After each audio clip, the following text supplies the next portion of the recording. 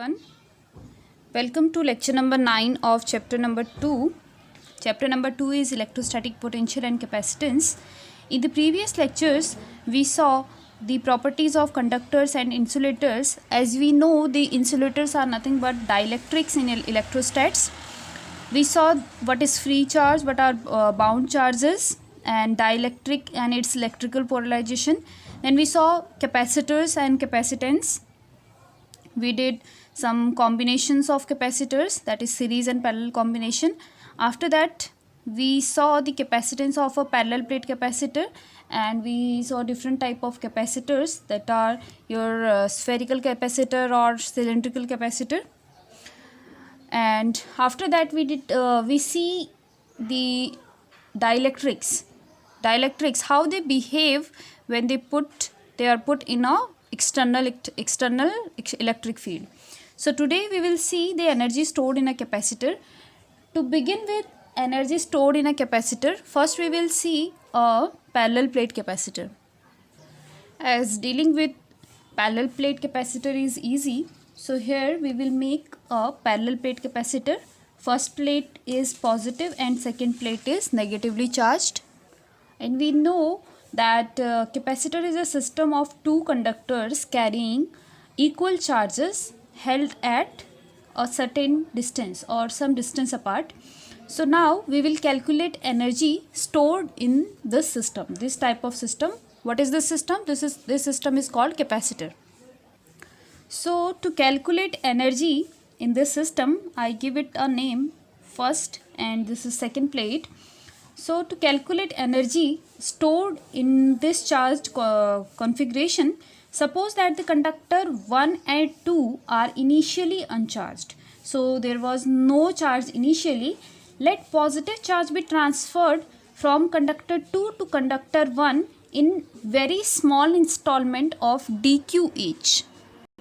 So if conductor 2 is providing conductor 1 a charge dq in each installment, and dq charge is positive charge. Suppose charge conductor 2 is providing charge conductor 1 a small charge plus dq in every installment, then first conductor gets a charge plus q, and as second charge is giving plus q charge to this conductor, so it gets a negative charge. So it acquires a positive charge plus q, and it acquires a negative charge minus q. As you can see, this conductor is positively charged and this conductor is negatively charged. So we can say conductor 1 is at higher potential than that of conductor number 2. Therefore, work is done, some work will be done in each installment. So now suppose at any instant the charge on first conductor is plus q. So I write it here. As you can see, charge is transferred from conductor number 2 to conductor number 1. So at every stage of charging, conductor 1 is at higher potential than conductor number 2, as charge on conductor number 1 is positive charged and charge on conductor number 2 is negative charge. So at every stage of charging, conductor 1 is at higher potential and the conductor 2 will be at lower potential. Suppose at any instant of charging, when conductor plate 2 is giving positive charge to conductor number 1, so suppose at any instant charge on conductor 1 is plus q, small q, and charge on conductor number 2 is minus q. So the relation between charge, capacitor and potential is q is equals to c into v. We already know q is equals to c into v. So if the capacitance of the capacitor is c, if capacitance of this capacitor is c, then at any instant when the conductor 1 has charge plus q and charge on conductor number 2 is minus q, means magnitude of small q charge is stored in the plates of capacitor, then potential will be equal to v is equals to q divided by c by this formula. So we can write potential is equals to Q divided by C, as Q is charge and C is the capacitance of the capacitor. So if we want to calculate the work done, then dW will be equal to Q by C into dQ. This will be the small work done in bringing the charge dQ from this plate to this plate. Then total work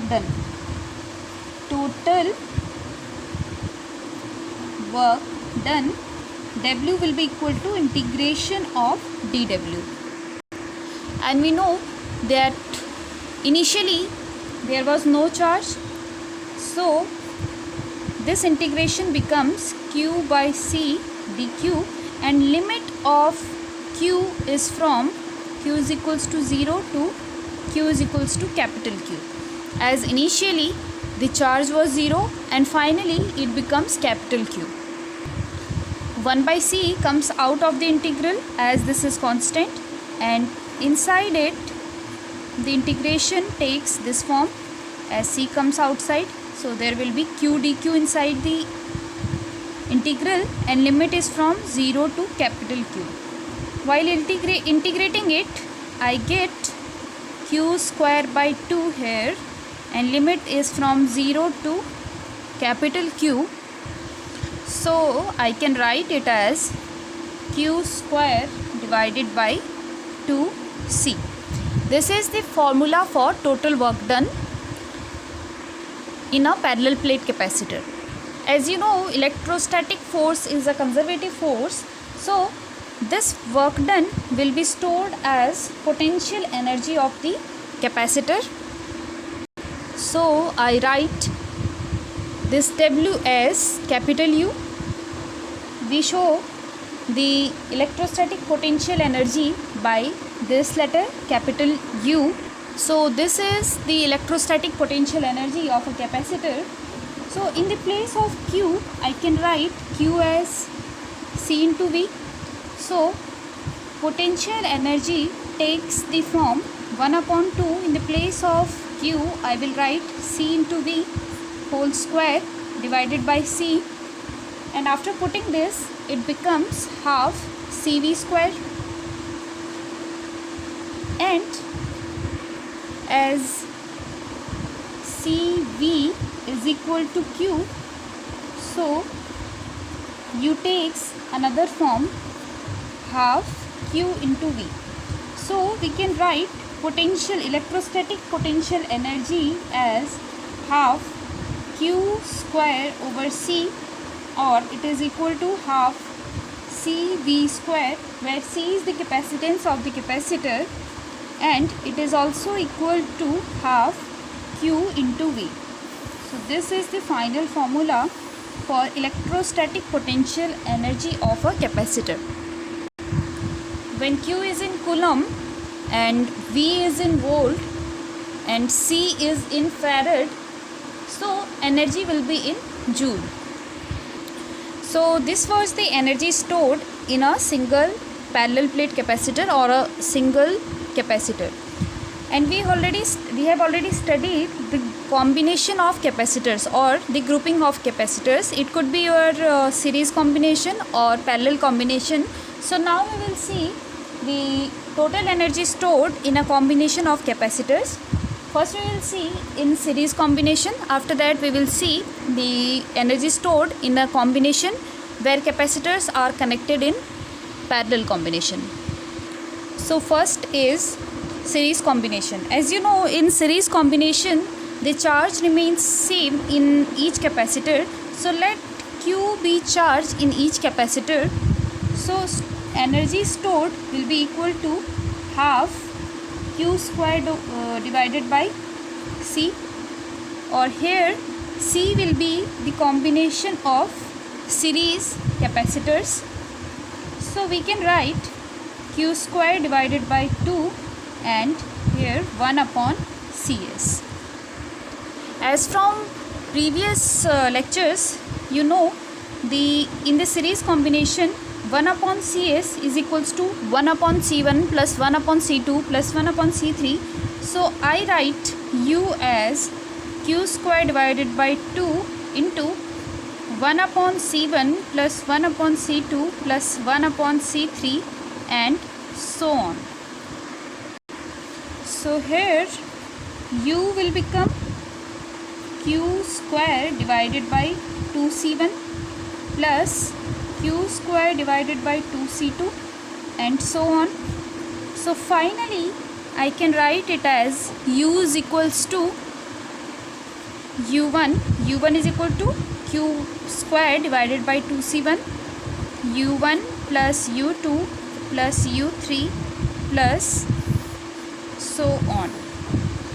So in series combination, the final total energy stored in that combination will be equal to the individual energy stored, the algebraic sum of individual energy stored in each capacitor. And in series combination, charge will be same for each capacitor. This will be charge stored in each capacitor, stored in each capacitor. Next is parallel combination.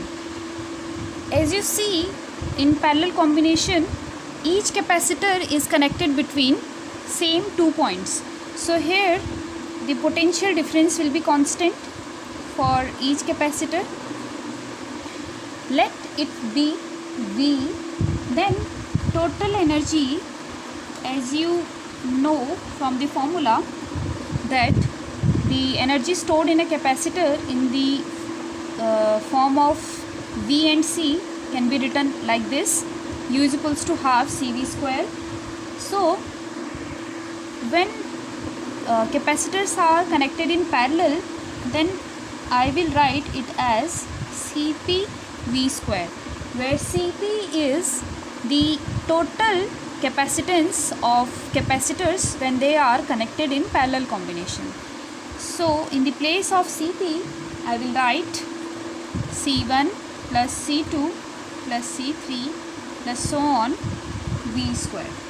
So again, after opening this bracket, U is equal to half C1 V square plus half C2 V square plus half C3 V square and so on.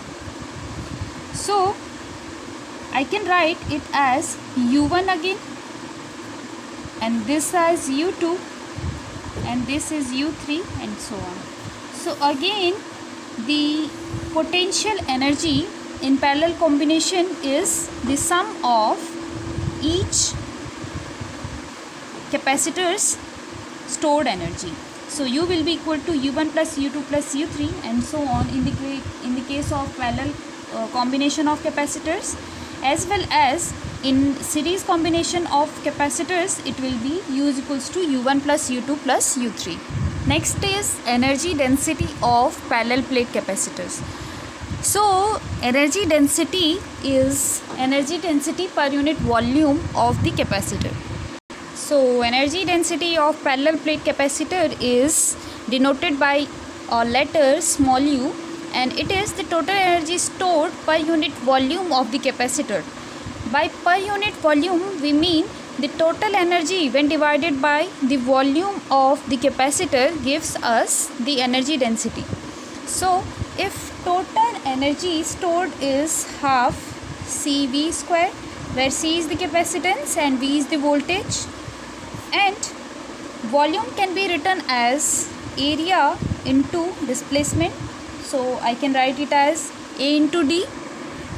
And we know that for a parallel plate capacitor, capacitance is given by epsilon naught A divided by D, and I can write the potential difference in term of electric field intensity and distance as V is equals to E into D. From the relation between the electric field and potential, I can write V is equals to E into D, and from parallel plate capacitor, C can be written as epsilon naught A divided by D. So in the place of C, I can write epsilon naught A divided by D, and in the place of V, E into D can be written. So it will be V square. So V square will be equal to E square D square, and A into D remains as it is. And after the calculation, I can cut this D square from denominator and numerator, and AA also gets cancelled. So U is equal to half epsilon naught E square. So I write it here. The energy density U is equals to half epsilon naught E square. Now we will solve a question related to the grouping of capacitors. So question is, obtain equivalent capacitance of this network for a 300 volt supply and determine charge and voltage across each capacitor. As you can see, this is a combination of capacitors. This is C1, C2 and C3 are connected in series, and this is C4, and C1, this combination, and C4 are connected in parallel. So we can make it like this. Suppose this is a battery of 300 volt. Now this connection is complete.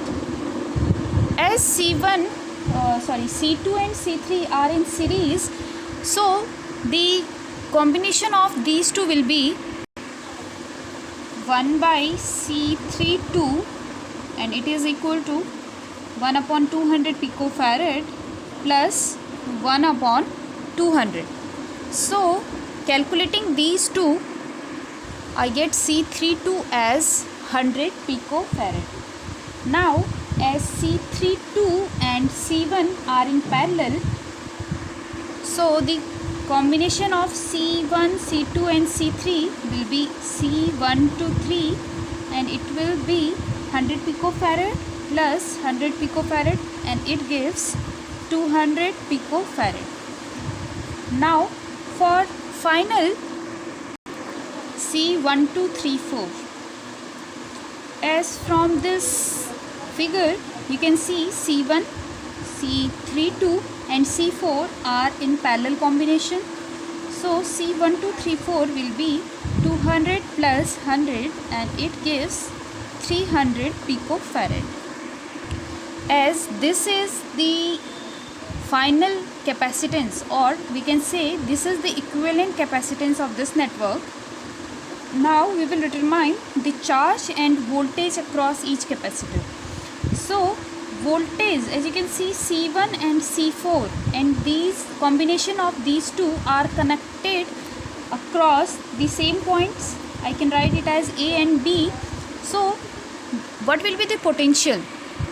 So here potential across C1 will be 300 volt, and potential across C4 will also be 300 volt. Now across the combination of C2 and C3, the potential is again 300 volt. Charge Q is equals to C into V. So net charge will be equal to C equivalent into V, and C equivalent is 300 and V is also 300. So it is equal to this much picofarad. As C1234 is the combination, parallel combination of C1, C32 and C4. So potential in C1, C32 and C4 will be 300 volt only, and the charge in C1, C32 and C4 will be different. Now we will calculate the charge on each capacitor. So now Q1 will be equal to C1 into V, Q32 will be equal to C32 into V, and Q4 will be equal to C4 into V, and Q1 or Q32 and Q4 comes out to be same, and this is picocoulomb here.